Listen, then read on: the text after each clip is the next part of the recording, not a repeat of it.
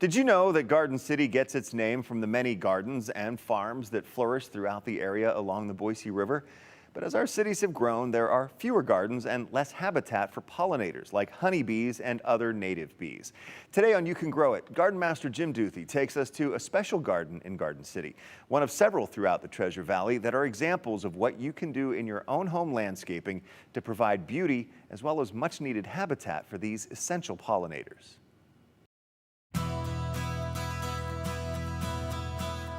Next to the Garden City Library, on the edge of River Point Park, is a garden bursting with colorful blooms and enchanting scents. It's one of many similar gardens located at various parks throughout the Treasure Valley, all created to attract pollinators, especially our friends, the bees. We all know how important pollinators are to the production of flowers and food, and here's a great way to learn more about which plants will attract more pollinators to your garden and provide additional healthy habitat for them to flourish.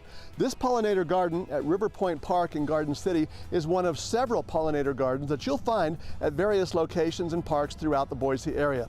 Let me show you some of the wonderful flowering plants that you might want to add into your own garden at home. Stroll through this lush garden and you'll encounter many different colors, textures, and fragrances from the dozens of varieties of flowering plants, shrubs, and grasses.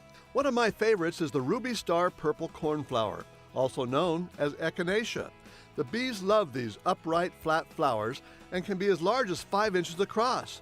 They're also a great choice for cut flower arrangements. In this garden, you'll find a variety of bee species, from honeybees and bumblebees to cutter, mason, and carpenter bees. Cornflowers also attract yellow swallowtail butterflies, which tend to have an affinity toward pink and purple blossoms. The swallowtails extract nectar and spread pollen from flower to flower. And unlike most other butterfly species, swallowtails continue to beat their wings while feeding on the nectar. This common white butterfly, smaller than its swallowtail cousin, seems to prefer lavender with its strong and soothing scent. Lavender's blossoms, called bracts, grow on thin, upright stems, and it thrives in our southwest Idaho climate. For some different color and texture, consider this blue star sea holly. The tall stems are topped by silvery blue flowers with prickly, feathered petals that surround a thimble-like cone in the center. Not only do the bees love it, but so does this black and red beetle. If you like daisies, you'll love growing Gaiardias, more commonly known as blanket flowers.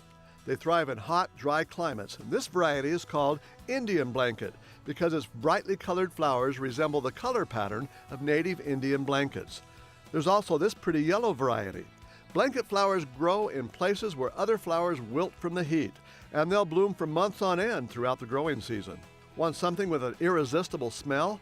The chocolate flower is a small, yellow daisy-like perennial that puts out a delicious chocolatey scent. They grow well in flower beds and in containers. And these vivid violet pincushion flowers will bloom continuously from spring until the first frost. Hyssop, also known as Hummingbird Mint, will attract a stream of hummingbirds, butterflies, and bees. The leaves have a licorice scent, and the tall stalks add a nice vertical line to your garden. Finally, bring some native Idaho flowers into your garden. This summer wine yarrow produces a mass of wine-red flowers with tiny white specks that grow in clusters that bloom throughout the summer. Later in the season, they'll fade to a dusty pink, a nice contrast to the dark green leaves. And penstemons are one of Idaho's most prolific wildflowers.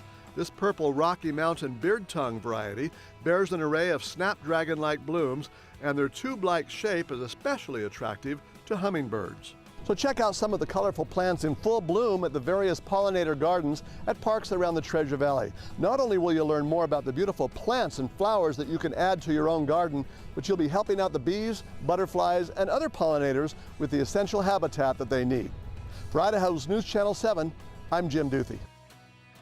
Yep, beauty and the bees. Well, formal pollinator gardens like that one at River Point Park can also be found at Kleiner Park in Meridian and at several parks throughout the city of Boise, including Ann Morrison, Mariposa, and Warm Springs parks.